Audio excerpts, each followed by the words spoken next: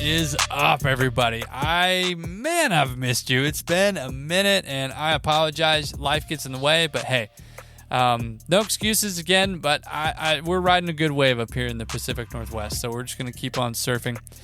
That being said, I've got some awesome conversations that are going to drop in the next few weeks, and that's all because I had the opportunity to attend Sam Magazine's Cutters Camp 2022 at Timberline Lodge in Mount Hood, Oregon. Dope event, and if you remember, it was really kind of an answer to a call from episode 34, part 1 and 2, where Dave Franzen and Jay Ridd and I unpack what it's like to attend that event and what the future of it looks like. So this conversation right here and the others that will come out are really never been done. And so, I mean, I think it's a step in the right direction to really expose people, to give them an insight, just a glimpse of what it's like to attend, because it's special. I will say that. I've been once before, and attending a few weeks ago in the manner that I was, hosting conversations, moderating them, speaking with campers, coaching campers, I'll never forget it. And I hope I get to come back again. That was incredible. So now is a really good time for me to thank the people that made that happen. Prenoth is the sponsor of this podcast, but they also got me up there. And so huge thank you to them. Massive thank you to Olivia Rowan, Sam Magazine's publisher and producer of Cutters Camp, for giving me the privilege and the honor and trusting me with the just the chance to speak to people and create these conversations. So thank you, Olivia. Lastly, I just want to say, if you've never been to Cutters Camp, there's a lot that goes on, but the Fireside Chat is sponsored by Prenoth. It's one of the first things that happens during the week. It's night one before dinner, and I sat down in front of a panel of 4 people. So Adam Mahler, Charles Beckinsale, Harmonee Johnson, and Lucas Ouellette, to discuss, they're high-profile people, but everything that they do is relatable to everyone that attends the event. I fielded questions from the audience, so did they. It was a really fantastic, just icebreaker. It was very cool. So I'm going to shut up and get into this conversation so you can listen to it. But here it is, Fireside Chat, Cutters Camp 2022. Here we go. Go ahead and give it the juice. Already.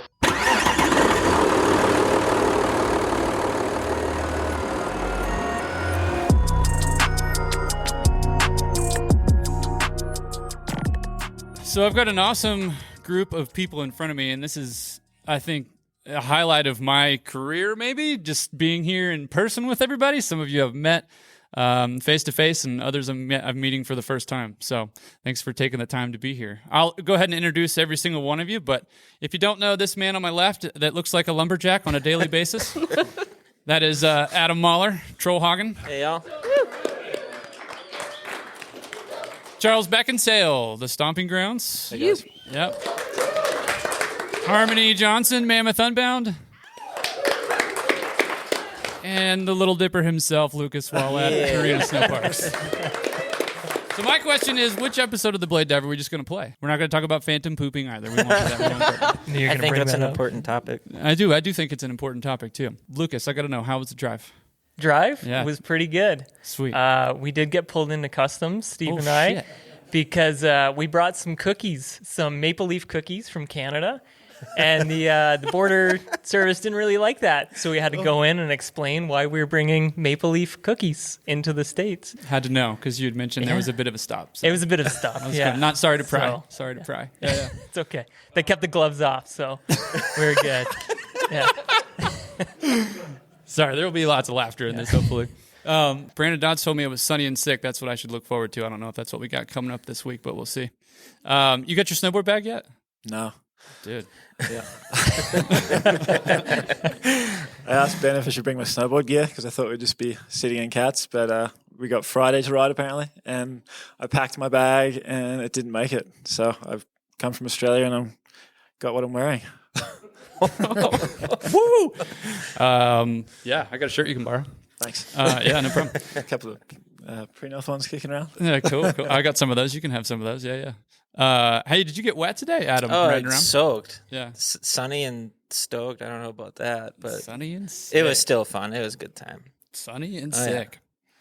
I don't know if we kind of have a bit of a theme piece together for the conversation. So maybe some nuts and bolts thrown in there. But, if we were to look at all of you sitting up there right now, you're pretty high profile, every single one of you. There's not something that doesn't happen on social media that hasn't come your way, helped your career. Maybe you wanted to do it yourself and post it. But the reality of the situation is that you're the best of the best. So let's go ahead and call it what it is.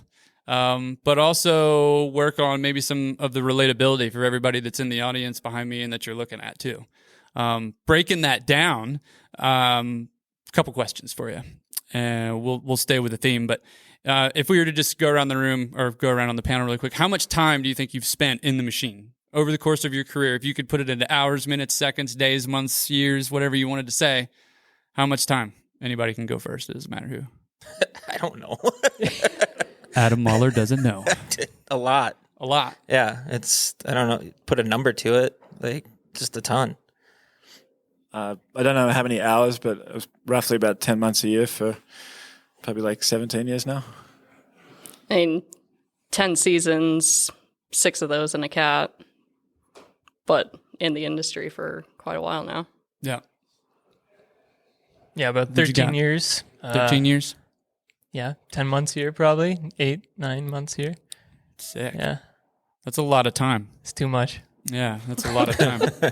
So, like, to roll off of that, ultimately, it's almost as like saying, why did you stay with it? I mean, a thinker. These are just hard questions. Yeah, Parker! I don't know. You got to be a little weird or like off your rocker to stay in this industry and like have the passion for it. I mean, you really do. Yeah. It's fun. I don't know. That's what's kept me into it. There's been some long days, long hours, but it's still fun regardless. I think it's like just the snowboarding. I mean, for me, it was, you could snowboard year round doing it. You could drive cats and make a living year round doing it. And I'd just travel. And the travel was just like a really cool byproduct. And, being able to move around and learn from other people and meet different cultures for me was pretty rad. And I think, personally, I grew a lot from what the job has given me. So, yeah. Fair enough. Yeah, like you said, I've learned a lot about myself. I continue to learn about myself, and I continue to learn about cats and terrain parks and everything every single day. There's always something new to learn, and you're never done. It's cool kind of giving back to the community, like skiing and snowboarding. Once you can kind of build your skills up enough that you can provide a product that's pretty good, and it's cool seeing kids excel on the stuff you can build. And I grew up riding pretty shitty terrain parks, so to be able to provide some the best terrain park is the safe one. Some good ones, safe too. Yeah, it's cool. Yeah, it feels good. Yeah, and it's fun. It's fun. Yeah, Harmonee mentioned growth. You're talking about providing something really rad for the community, culture, the investment and what it is to expand your horizons, maybe what you do outside of the ski industry too, staying motivated with a job that you're interested in. But like repeating, and I'll go here, but repeating your same set of skills that you've learned over the course of your career. Like let's say you just did year 1 practices and procedures for the entirety of your existence within a cat, right?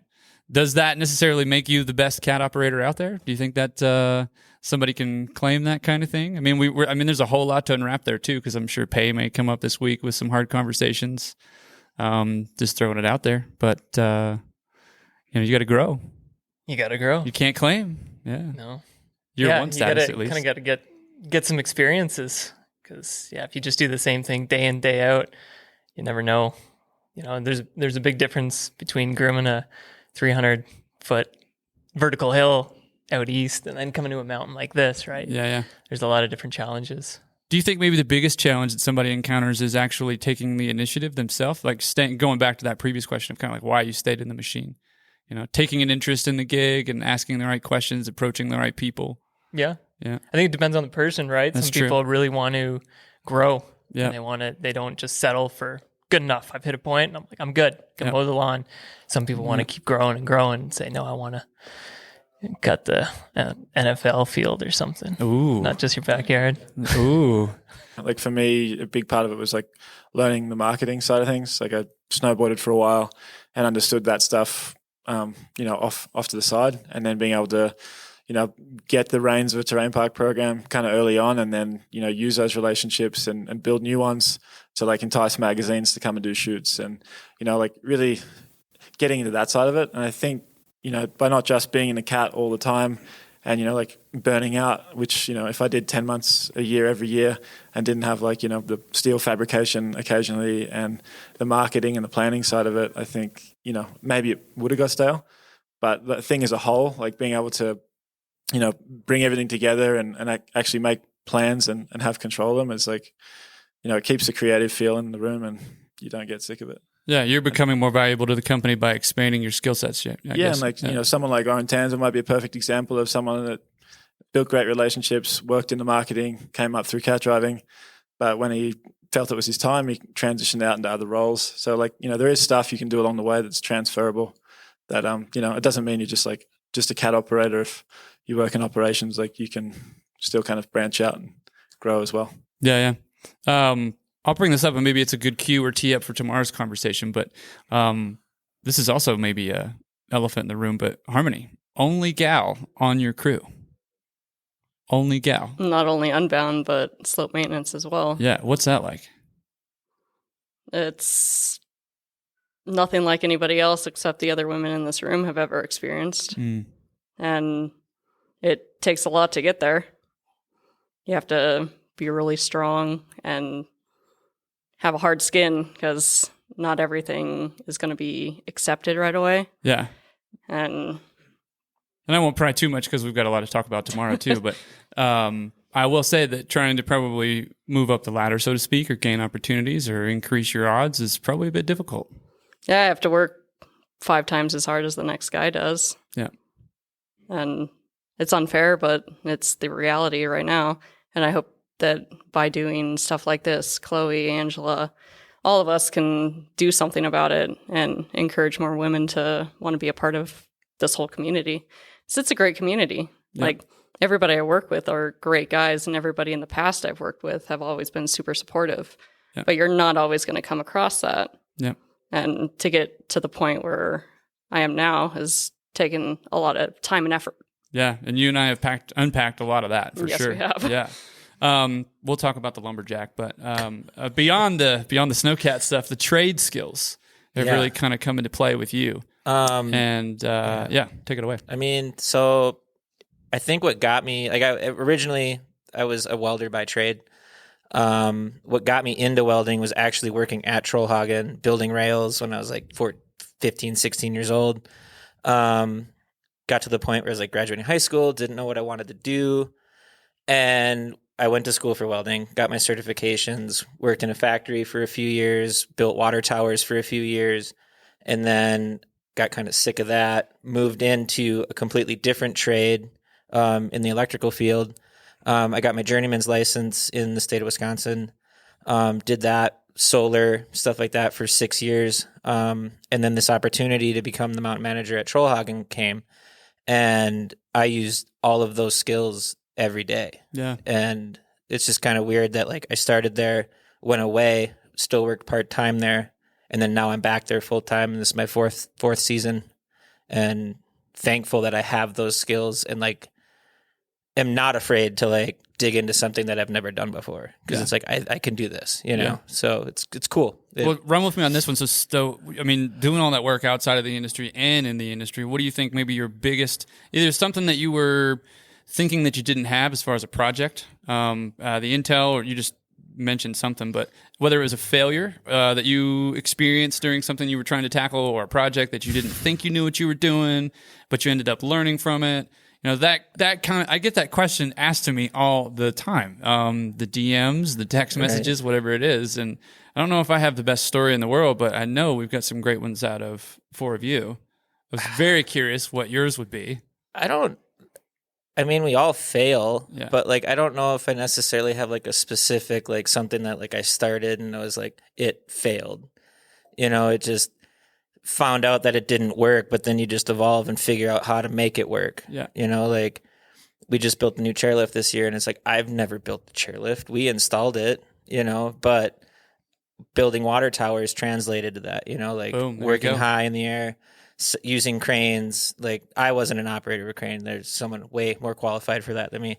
But like working around that equipment, having that experience coming into it, and then my electrical side coming in with like wiring the chair and like hooking up all the safety stuff. It's like it all just comes together. It's not so much like I don't think you need to like focus on a failure. It's just finding out that what you're doing isn't going to work, but then how do you like overcome that and fix it? Here you go. You know, Yeah. it's I don't know. Failures are hard to admit too, you know? Yeah, no, they are totally. So I was going to say, Charles, you and I have unpacked a lot about terrain park management, terrain park managers, different leadership styles, opportunities that have and have not come your way, issues that have come up, things you've kind of worked through.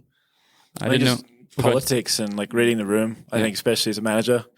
Like for me, we stepped into Perisher and, we had a lot of energy, a lot of good builders in the room, and we really got after it. And we did a rebuild on Front Valley one night where we stripped everything, and I had to make a call about midnight. Like no one was up. I was the only one really there with the builders. And I was like, if we take it down to, half a foot, the temperatures are good tomorrow. They'll make snow. No one will know.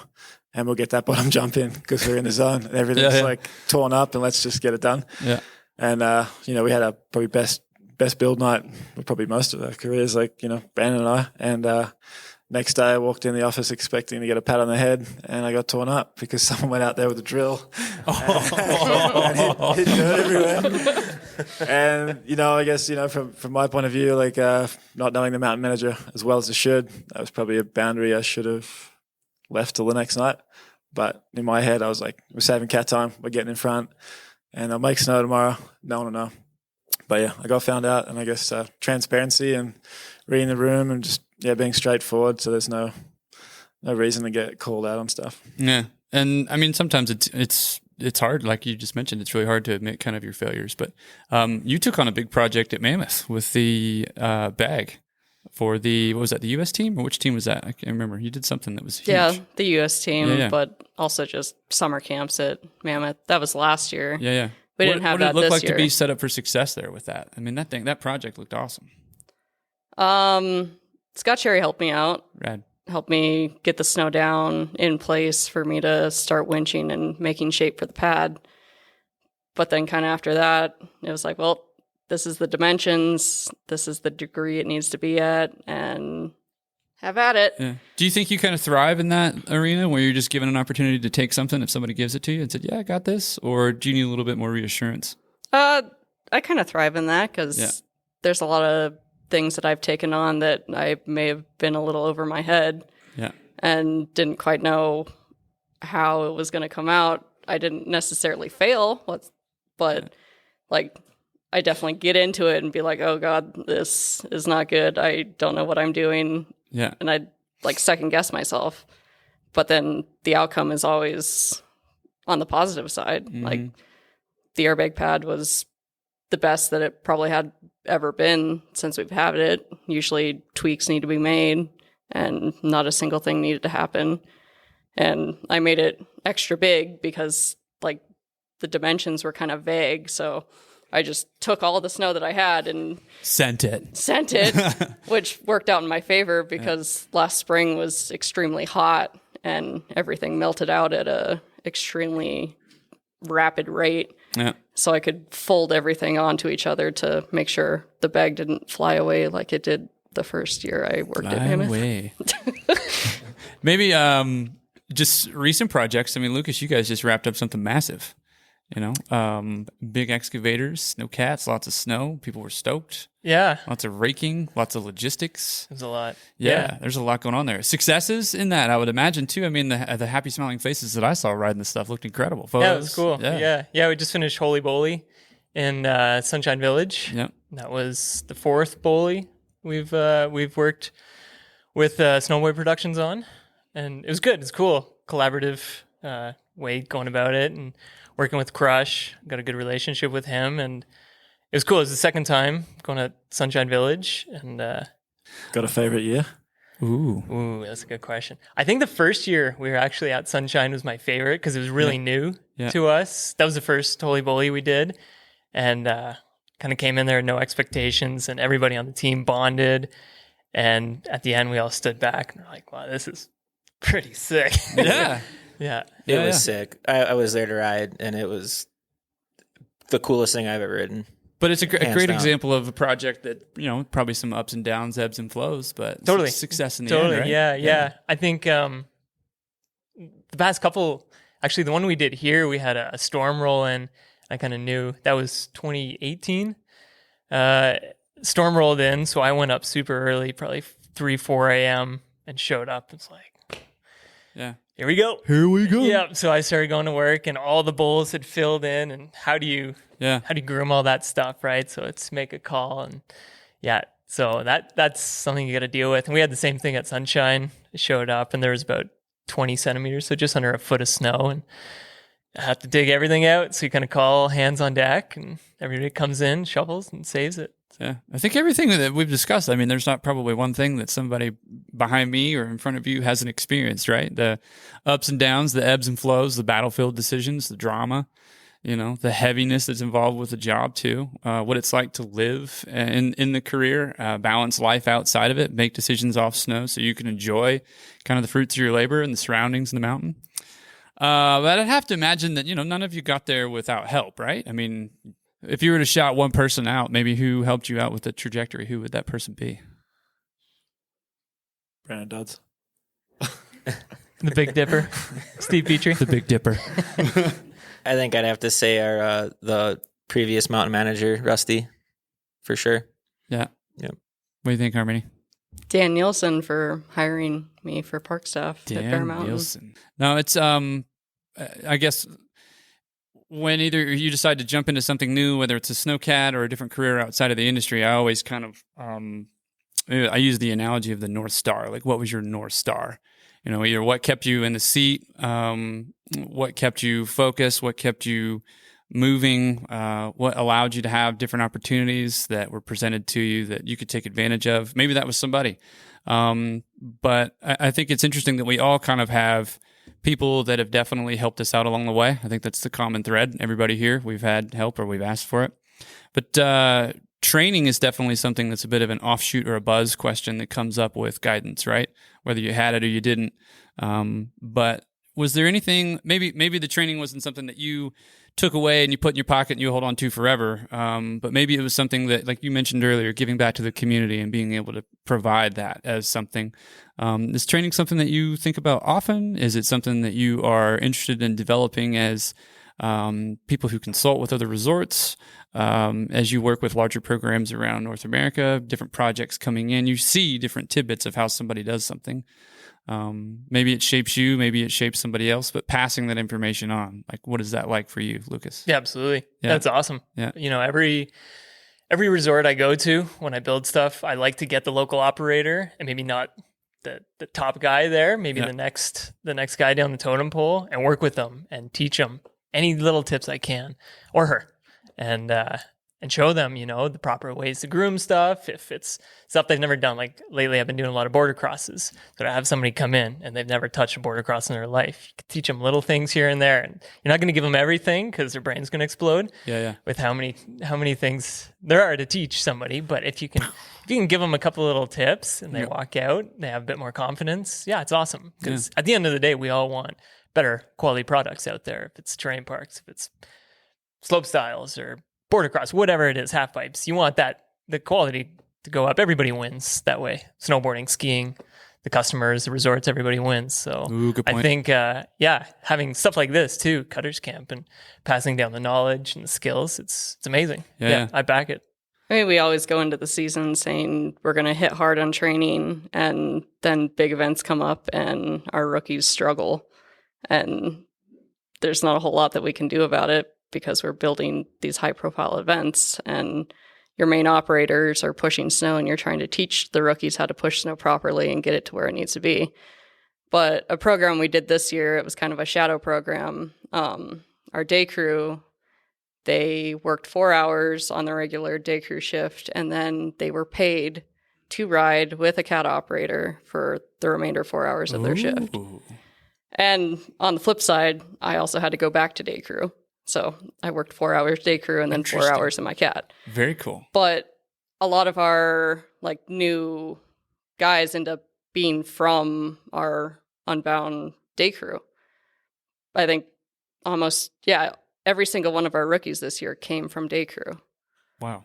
So that's how we're bringing people up. They're the ones showing the interest, wanting to get in a cat and start operating. And for me, like, I never got paid to do any of my ride-alongs. I did my full shift at Bear, and then I'd jump in a cat as long as I could. Yeah. And then I also ran cats when I wasn't on the clock under somebody else just to get that experience.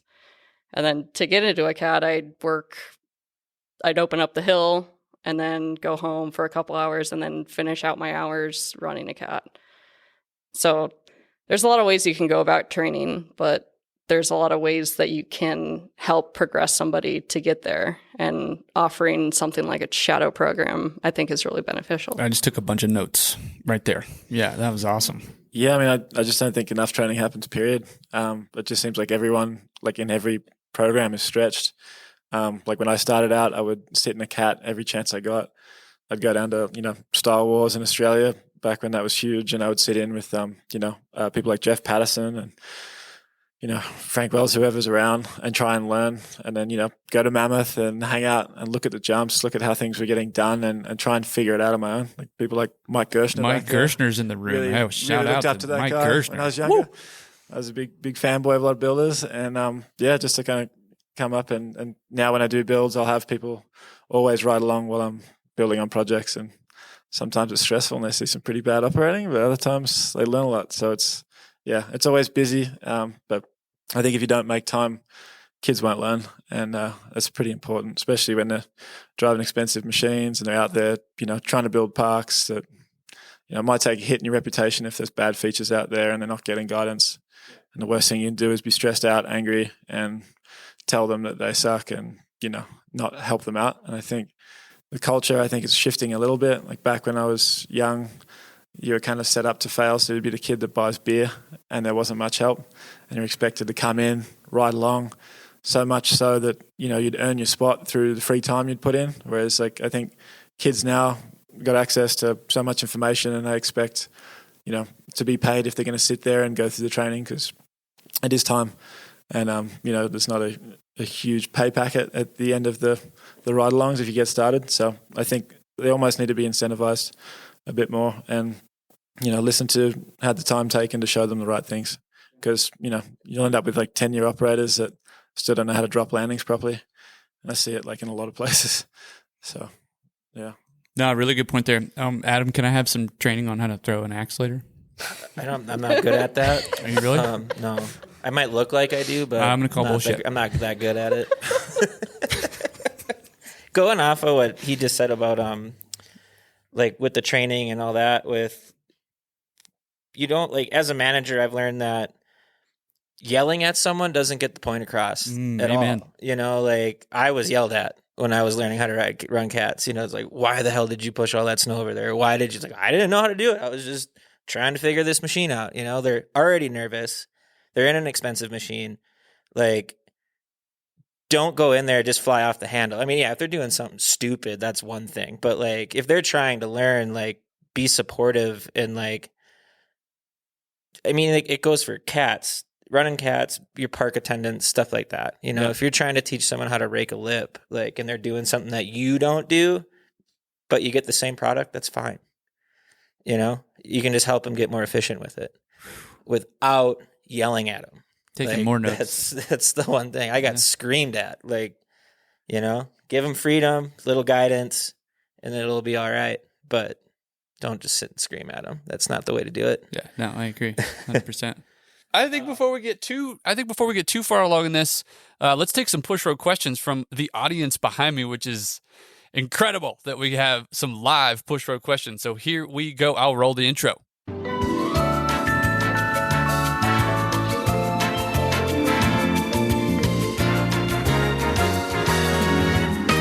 The push row question of the day. What's the youngest cat operator you guys have dealt with? Ooh, 22. I want to say. Might be the youngest that we have on the crew right now. Learning. Just trail cat running learning that now. And then hopefully next year moving into pushing more snow, building features. 21, but I feel like they should be younger. Right. Yeah. I was 18 when I started driving cats. And I met a kid this winter. He was 16 and he was just chomping at the bit to get in, but need a driver's license, at least at that resort. So yeah, the learner permit didn't work for him. So a couple more years, but I think around 18. Yeah, we had a guy that was 20 and he turned 21 while he was on the crew, and we threw him a pretty big 21st birthday party. Oh, no, not that guy. Yes. No. He doesn't even drink. Lucas, are you and Steve currently taking applications for a middle dipper? And where do I sign up? Well, it's funny, Coop. We went into our room, and there's a single bed, and for some reason, they gave us an extra king bed in there. So if you want, yeah, you can hop in that king bed. And Room number? yeah, that's actually, you know what? This is where that name originated. It was a fateful night, probably 6-7 years ago at Cutter's Camp, and yeah, Olivia hooked us up with a room with one bed, and that's how the Big Dipper and the Little Dipper came to be. What's one piece of advice you could give to somebody that's never been in a cat and wants to get in one and is looking forward to learning that whole side of things? Ooh, that's a tough one. I would say just, getting in it for the first time, just keep calm. Like, it's a lot of pressure, you're putting on yourself. And once you get worked up and you start moving that machine around, things can get out of hand. I don't know.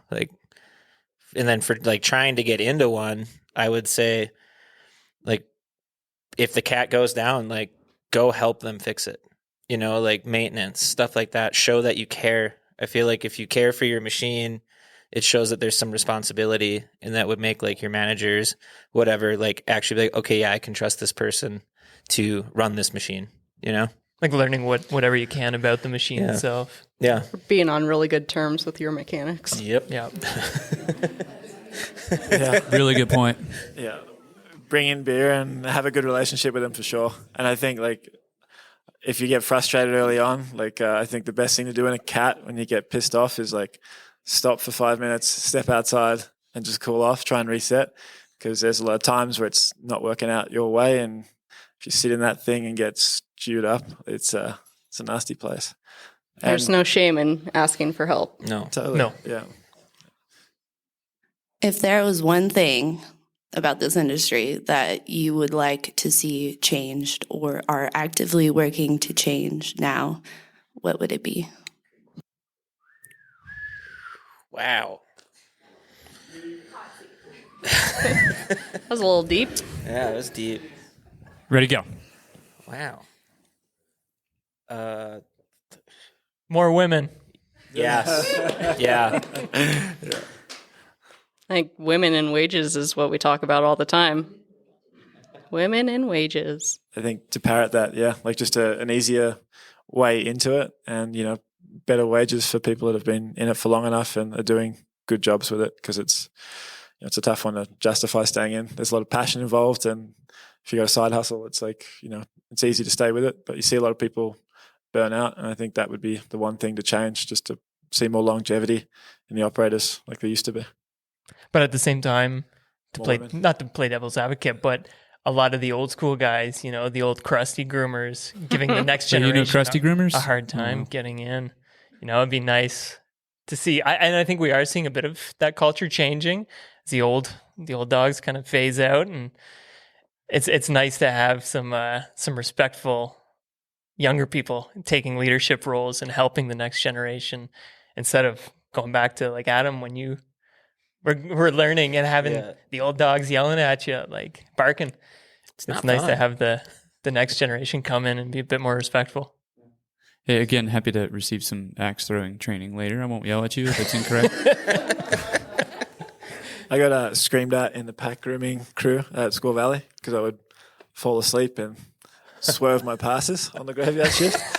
And I'd be like, who's in cat number 3? And they're like, oh shit, it's me. And they're like, you'll never make it. So I was like, oh. Sick. They put me on swing and that was good. Thanks for the beer ticket, Parker.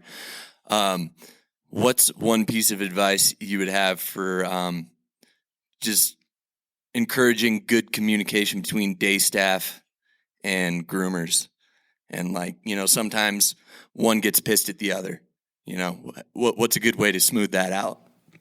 I kind of found, like, my experience over the years, like, just clear communication. Like, as a manager, if you're one of those people who can work between the day crew side and the nighttime side with the builds, you can help explain the struggles that the other team has and try and create a bit of understanding. Because a lot of the time, the cat drivers say the park crew are lazy, and you've all heard it. Like, you know, the cat driver doesn't get the jump takeoff right. Like, but instead of being pissed, like, just clear communication and a bit of understanding for the other side, and try and communicate that through the crew is probably the only way to deal with it. Just if you got an alpha that's kind of hard work, maybe sit them down and tell them they're damaging the relationships and pull their head in. I think that's about all we can do. I think another thing too is if there is like that animosity between like, oh, the park crew's lazy or the groomers are lazy or not doing this, it's like, if you come across communicating like, hey, this isn't right, this needs to be changed. And if you're the person that's the one that built it, not taking that to heart, just being like, oh, yeah, okay, all right, we'll change it up. You know, it's not taking anything personal, because it's not an attack on you, because the final product is the customer, you know, for the customer. And if it's, I don't know, if it's you building it and you do something wrong, like if I tell Lucas like, hey, that jump sucked, you built, you know, Lucas will be like, fuck off, and then that's exactly right. and he'll go fix it, you know, and then everything will be fine. But just don't take it to heart, you know. It's you got to be able to receive. Yeah. You got to be able to receive the feedback. Yes, yeah. That's the way. We can work on that later with the axe throwing again. Yeah. Obviously, okay. Having understanding for both sides also helps too. Like, good point. I've worked both the day crew side and the grooming side, and if you don't understand that snow conditions can fucking suck in a cat, and you wonder when you're on the day crew side, like, why is this the way it is? Like, if you don't understand what we're dealing with at night, then there's no clear communication on why things are the way they are. Maybe somebody struggled, maybe the snow sucked, maybe there's so many different factors that can go into that. But being able to understand both sides and see like, okay, well, I know day crew had a ton of different events going on today, so they weren't able to rake, so we have a little more work to do today. Or maybe the snow was just absolute garbage last night and the groomers were having a tough time maintaining everything, that this is what we're left with today, and we just have to deal with it. Put those people in the shadow program. Yeah. Exactly. 100%. I think just remember it's snow and you can fix it, and like, they're not talking shit on your mum, they're giving you feedback, so roll with it.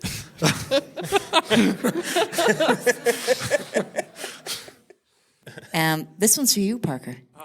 So you've talked to a lot of people in the past couple of years now, right? So just a couple of memorable, or one most memorable thing that someone said to you that kind of made you stop and think, whatever, or for good or bad reasons. Wow. So that's definitely gonna be the hardest question I answer all week. Thank you, Olivia. I have to give credit where credit is due. I've had some fabulous people that have helped me out along the way within my career that really kind of helped spawn the idea of even the blade dive coming to fruition. One of those people are actually in the audience, and that is Jeremy Cooper from Boyne Resorts. Pretty cool dude. Yeah. Also great for advice. And then the other is Charles Beckinsale. I would have never met my wife. I never would have had the beautiful family that I do now, and the opportunities that have presented themselves, my career takeoff, etc. So Jeremy, Charles, thank you. An episode or a moment or something that somebody said to me just to surmise like the last 2 years.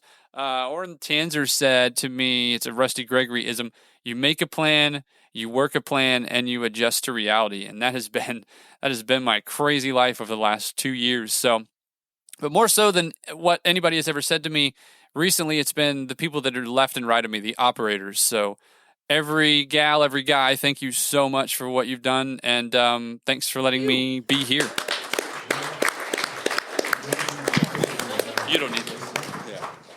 No, I just wondering, Charles, with your background in snowboarding, how crucial was that to your park design and learning to run the cat? I got my start back in 2001, and I was at a really small mountain, and they allowed me to just really experiment with a lot of stuff, and I would go out, groom the hill, ski it the next day, snowboard the next day, and I was like, okay, I didn't like the way I did that, so I'd go back and try something different.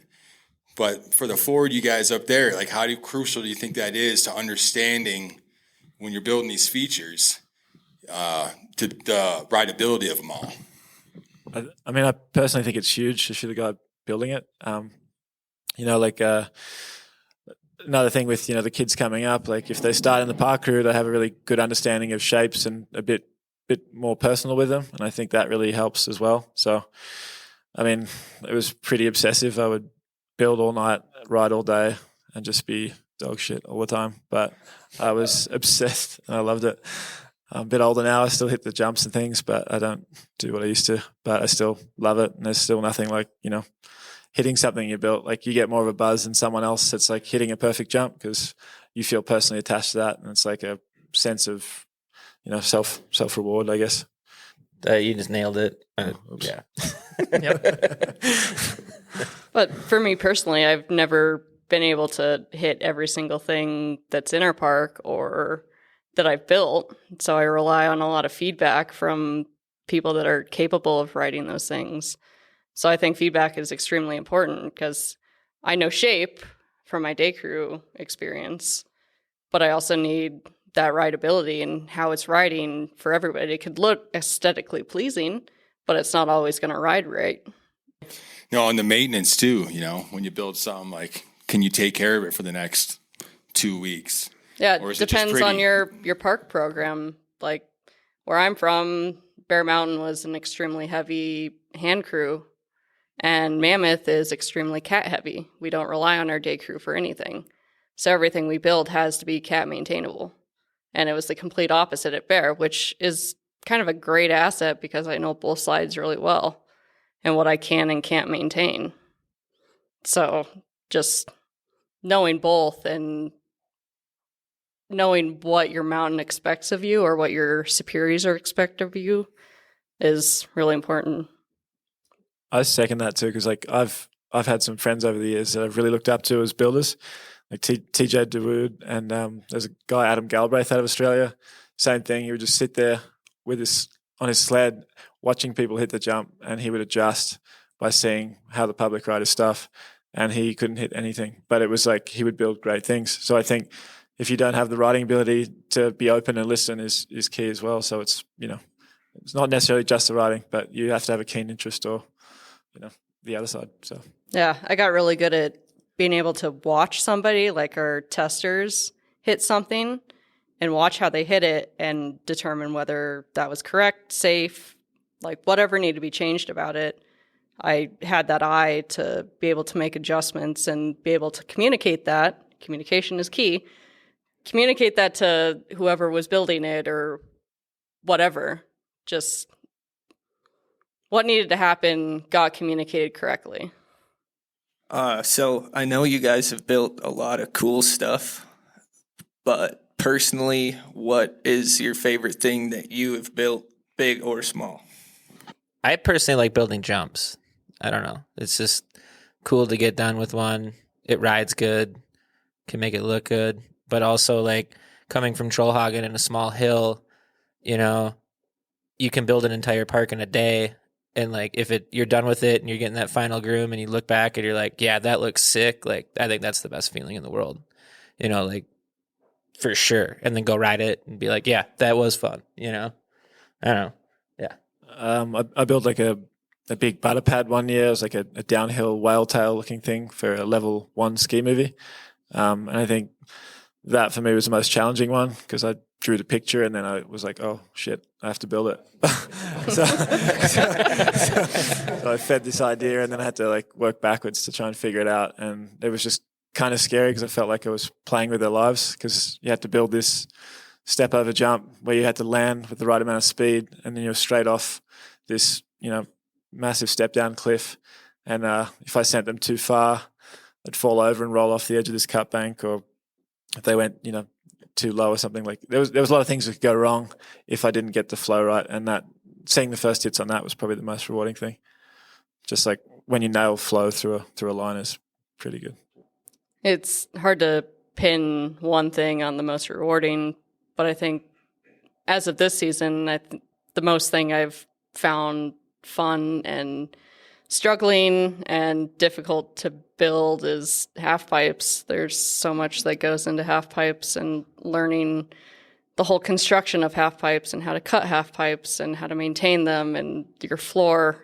The floor is the most important part of the half pipe, and it can be the most struggling part of it. And I think for me, that's been my most rewarding as of this season. We built 2 now dual bank slaloms for para snowboarders, and that's been amazing to see these guys without legs ripping a pretty sick course for even able body to shred it. We actually got to ride it, and it's so much fun. We make them pretty bold, and yeah, that's for me, that's really rewarding, watching these athletes that have overcome some of the gnarliest injuries you can imagine, and seeing them shred through this stuff and just making it to the bottom. They're so stoked, and that brings a smile to my face. All right, kind of going on the last question. How much or how little do you feel you guys are looking at other, snow parks or each other for inspiration, or do you feel it's really from your team and within? Wow. My questions were awful. That was another great one. Yeah. I mean, if you're not watching what everybody else is doing and you see something that's sick and want to try to emulate that, I think you're not doing it right. You can your parks can get stale. It happens. But also relying on your crew and just encouraging them to get creative helps a ton. But what does R&D stand for in the snow sport industry? Rip off and duplicate. Rip off and duplicate. There's a lot of that. It's good. I feel like Instagram's really sped up the progression of part building because everyone bites each other's ideas so much. It's cool though, because I feel like otherwise you get stuck in a little bubble, the same 4 guys coming up with the same ideas, and to see other people, how they work with different terrain and applying that to your own little sandpit is pretty key. I think, for us, a lot of time we just look at the videos. I'd watch videos. I used to watch a lot of street parts and stuff like that when we did the rail setups, or how they were riding wall rides or whatever. You would kind of build based off what the pros were trying to ride in the streets and making that into a park somewhat. And now it's feels like a lot of it's been done, but it's everyone puts their own little flavor on things, and it's cool. Well, we see something, and then how can we do it better? How can we make it better than what we just saw? How can we progress that or add to it or anything like that to just keep up with the constant such a good point. Demand of evolving parks and adding transition and everything that parks have kind of evolved into? How can we keep up with the trend at the moment? I look at, we look at, other things like skate parks and bike trails and stuff like that for inspiration too, not just the snow world. We look at this stuff made out of dirt, man, how can we replicate that or something close? And pushing these machines to the limit and seeing, how creative you can get with them. Yeah. Well, I think everybody can now see how this process sometimes lasts 4 and 5 hours because conversations can just keep going, and we've ripped through an hour in no time. I will say this. It's really cool to have a conversation face to face. I'm super grateful for that. I know everybody else here is too. So my challenge to everybody in the room, mentioning Jeremy Cooper again, because he's definitely tenacious with getting people involved, is get out there. If you're here this week to just kind of take a vacation, don't do that.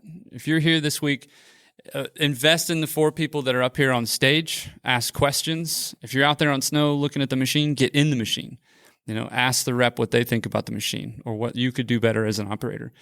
Take advantage of the week that you have here to really gain some insight and knowledge on how you can be a better person, how your program can be better, and what the future could be like if you were definitely trying to change something. Yeah. So thank you all, ladies and gentlemen. Thank you. Done. Well done. Thank you.